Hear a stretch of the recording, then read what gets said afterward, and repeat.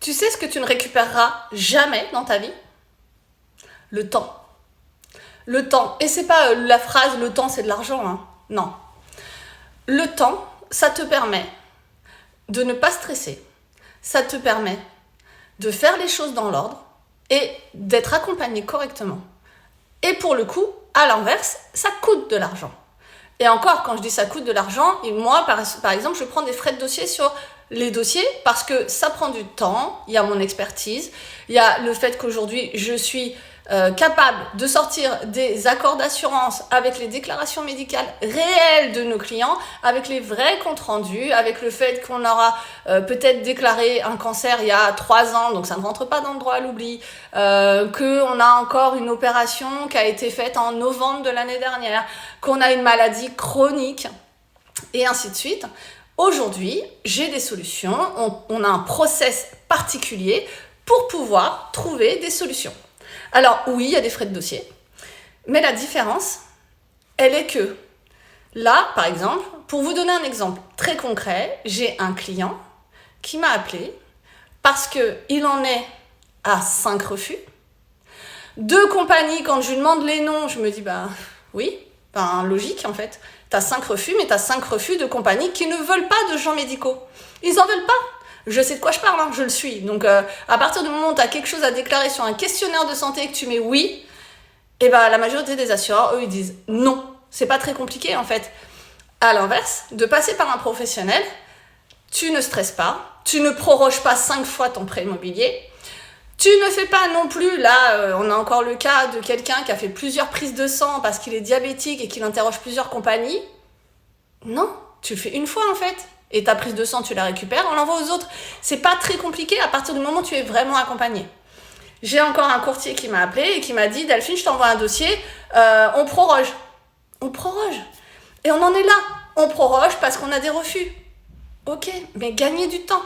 Oui, là pour le coup, ça coûte de l'argent. Mais le temps, tu le récupères justement en n'étant pas stressé, en pouvant justement passer chez le notaire en temps voulu, et non pas proroger 1 fois, 2 fois, 3 fois. Le vendeur commence à s'impatienter quand on n'a carrément pas l'agent immobilier qui m'appelle et qui me dit « De toute façon, il en est où le dossier médical du client nanana. » Alors, je t'explique, je vais pas te répondre déjà, premièrement.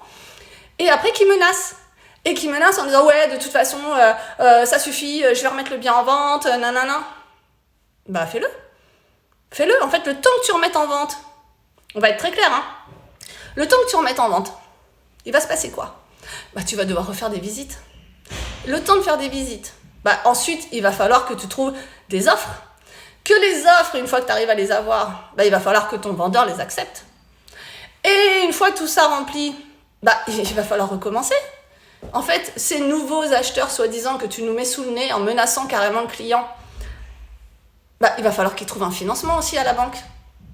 Et puis tu vas faire quoi? Tu vas essayer de les sélectionner en fait tes clients. Tu vas leur proposer une visite qu'à partir du moment où ils peuvent te prouver qu'ils n'ont pas de médical aggravé. Mais on marche sur la tête aujourd'hui.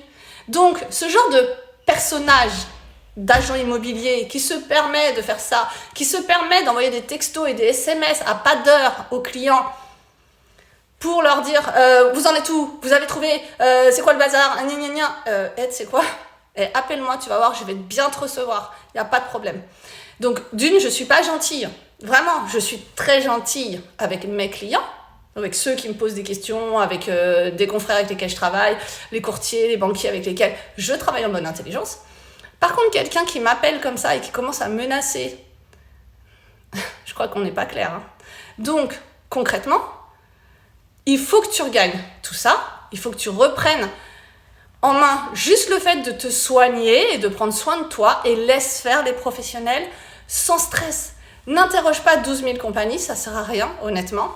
Il y a beaucoup de choses que vous ne savez pas, ne serait-ce qu'il y a des assureurs et au-dessus, il y a des réassureurs qui ne sont pas les mêmes. Tu peux très bien être chez AXA avec un assureur au-dessus et AXA un autre réassureur et je peux t'assurer que l'accord, il ne sera pas le même. Donc, laisse faire le professionnel. Oui, ça coûte de l'argent. Mais par contre, ta sérénité, aujourd'hui, je pense personnellement, en étant moi-même en pathologie, la sérénité aujourd'hui, ça n'a pas de prix.